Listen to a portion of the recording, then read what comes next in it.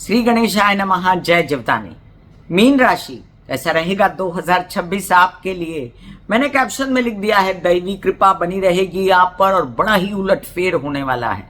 अब ये उलटफेर तो धनु राशि वालों के साथ भी हो रहा था, लेकिन उनके लिए ऐसा नहीं लिखा मैंने, क्योंकि आपकी चल रही है भरपूर साढ़े साती और उसके बीच आप पर बनी रहेगी दैवी कृपा। जो मीन राशि वाले हैं उन पर साढ़े साती का भी तो प्रभाव है, हालांकि मीन लग्न वालों पर नहीं है, लेकिन जो मैं यहाँ प्रेडिक्शन करूंगी वो साढ़े साती के अनुसार भी करूंगी।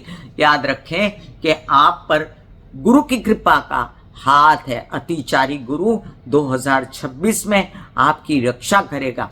अतिचारी गुरु आपके माता के स्वरूप में, आपके बच्चों के स्वरूप में और कई बार आपके विरोधियों के स्वरूप में भी आपको सही दिशा दिखलाता रहेगा। होंगे खर्चे आपके अंधाधुंध और इन खर्चों के चलते आप त्रस्त हैं, आपको परेशानी है, आप सोच रहे हैं कि मेरे साथ क्या हो रहा है। कई सारे कोर्ट केस वगैरह भी जाग सकते हैं, लेकिन अगर आप शांत रहें, अगर आप चुप रहें तो कोई भी प्रॉब्लम नहीं होगी नसीब जगाने में। ये जो दैवी कृपा है गुरु की, ये शुरुआत से ही चलती रहेगी, क्योंकि पिछले 2025 में ही गुरु जो हैं वो मिथुन राशि में प्रवेश कर गए होंगे वक्री होकर, लेकिन मार्गी होंगे ये 11 मार्च के बाद। इसलिए याद रखें जो भी करिश्मा आपके साथ दैवी कृपा का होगा वो 11 मार्च के बाद होगा। 11 मार्च के बाद आपकी माता की तबीयत अच्छी, अचानक से फिर व्यवसाय को चलने की थोड़ी सी आशा, इसके साथ पिता का पूर्ण सहयोग और साथ साथ में याद रखिएगा कि आपके कुछ काम ऐसे जिसमें जैसे तबीयत खराब थी तो थोड़ा सा आप अपना ध्यान रखिए इस बात को लेकर के आप मोटे ना हो।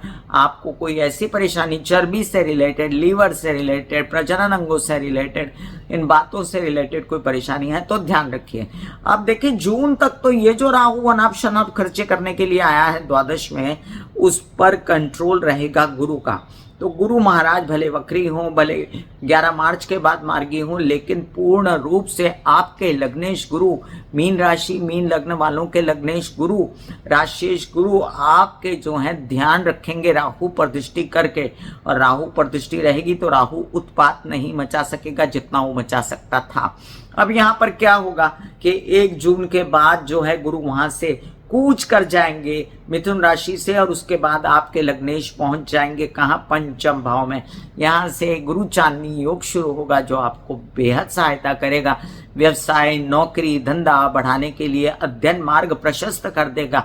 जिन लोगों को पढ़ाई में हायर स्टडीज, डॉक्टर वगैरह बनना है, जिन लोगों के लिए क्या कहते हैं, इनको व्यवसाय आगे बढ़ाना है, जिनको संतान प्राप्ति के योग चाहिए, जिन लोगों को बहुत दिनों से आशा है कि वो कोई मंगल कार्य करे अपने बच्चों का, या जो लोग चाहते हैं कि उनका दिमाग सही रहे, वो गलत डिसीजन ना लें, तो यहाँ पर ये कहानी शुरू होने वाली है।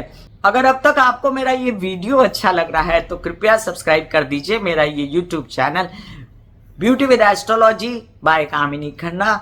अगर आप कंसल्टेंसी चाहते हैं तो उसके लिए मैंने नीचे व्हाट्सएप नंबर दिया हुआ है, आप मुझे व्हाट्सएप कर सकते हैं और कंसल्टेंसी के लिए शुल्क है।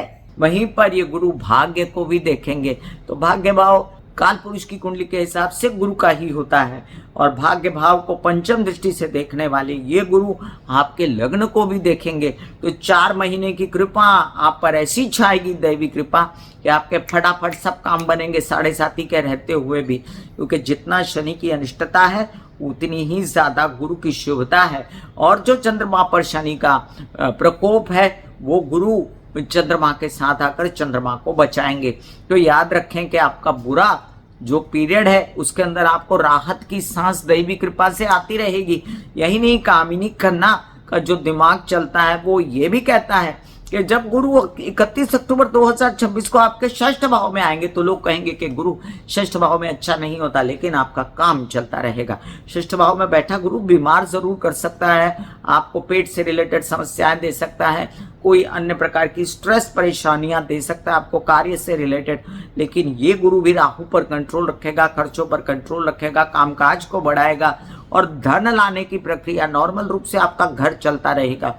कोई परेशानी नहीं आएगी संचित धन होने में और घर चलाने में। तो ऐसी है देवी कृपा आप पर गुरु की 2026 में। अब बात करते हैं शनि की।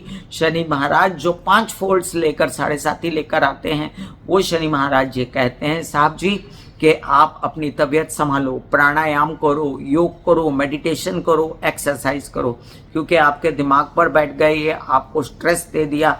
आपके पंचम भाव के स्वामी हैं चंद्रमा, उस पर बैठ गए हैं ये, तो ये आपके बच्चों को तंग कर दिया।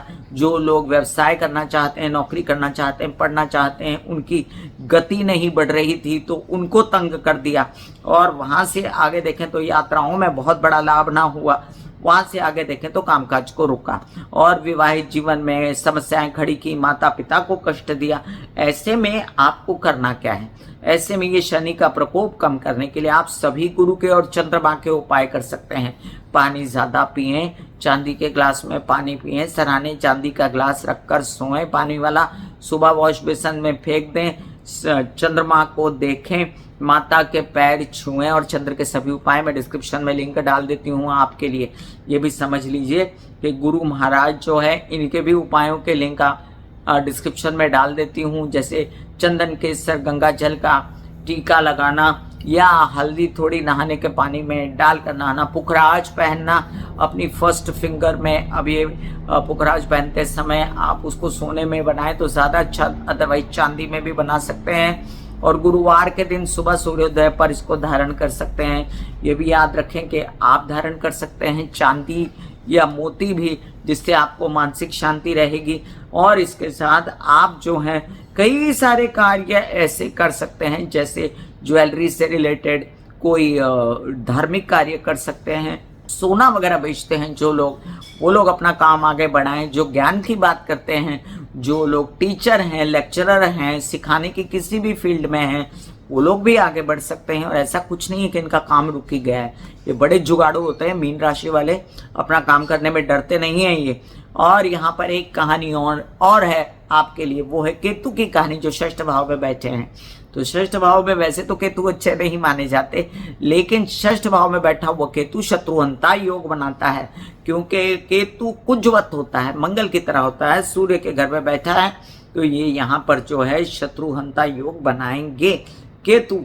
और साथ साथ में ये कहते हैं कि आप लोन्स मत लो, आधे अधूरे कर्जे मत चुकाओ, पूरे चुका दो। ये कहते हैं कि आप तकलीफें अगर होती हैं आपको, कोई फोड़ा फुंसी कोई अन्य प्रकार की, तो उसको तुरंत से गौर करो। और दूसरी बात, ये कहानी आपके शुक्र की भी है, क्योंकि यहाँ पर शुक्र आपके कारक नहीं, लेकिन शुक्र की स्थिति 2026 में बहुत आधे साल तक बहुत अच्छी है। इसलिए आपके बड़े बड़े काम यात्राओं में होते रहेंगे, व्यवसाय से अनुबंध करके होते रहेंगे, विवाहित जीवन के साथी के साथ भी होते रहेंगे।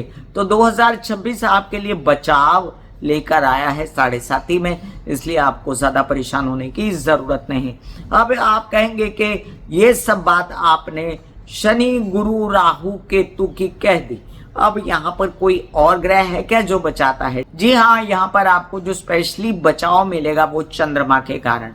अब लोग कहते हैं चंद्रमा जो है शनि के कारण एकदम ध्वस्त हो जाते हैं, बुझ जाते हैं, उनकी हालत खराब हो जाती है, लेकिन मेरे हिसाब से चंद्रमा भी पूरी टक्कर देते हैं शनि को। और आपका चंद्रमा क्या है? मीन राशि वाले, मीन लग्न वालों के केस में क्या है? चंद्रमा आपका दिमाग है। तो दिमाग सही रहने के लिए मेडिटेशन कीजिए बहुत ज्यादा, शिव जी के मंदिर चाहिए और जाकर 1 लोटा जल चढ़ाइए शिव जी को, महामृत्युंजय के जप कीजिए या लघु रुद्री करवाइए। तो जो आपका दिमाग सही रहेगा ना, प्राणायाम करने से, मेडिटेशन करने से, वो आपके बड़े बड़े डिसीजन लेने के लिए तत्पर है आपका दिमाग। और 2026 के आने वाले जीवन के कई सालों में जो मीन राशि मीन लग्न वाले लोग हैं वो सुख पाएंगे, है ना। तो मैं कामिनी खन्ना बता रही थी मीन राशि मीन लग्न वालों के लिए 2026 कैसा रहेगा। आप सभी को ये साल बहुत ही शुभ जाए, ऐसी मेरी शुभकामना। God bless you. ऐसे बॉडी को बोला जाता है कि आप रिलैक्स हो रहे हो, आप रिलैक्स हो रहे हो, वाकई में वो रिलैक्स हो जाती है। फिर आप अपने एक एक अंग को बोलिए, आपकी शिखा रिलैक्स हो गई, आपके बाल रिलैक्स हो गए, आपका माथा रिलैक्स हो गया, आपकी आंखें रिलैक्स हो गई, ऐसा मैसेज दीजिए। ये आपका शरीर है,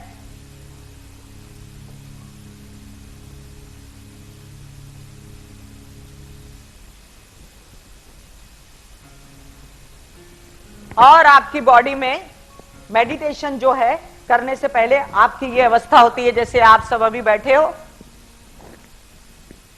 यहां पर आपके कुंडलिनी शक्ति का निवास होता है जिसे गुदा द्वार कहते हैं।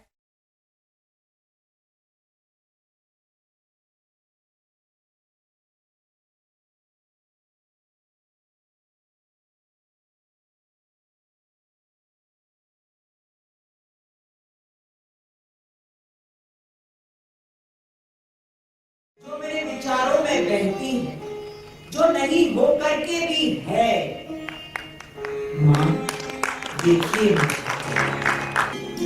चलो ख्यालों में ही सही, नींद न सही, जागती आंखों का सपना ही सही, झूम लेने दो, गा लेने दो, नाच लेने दो।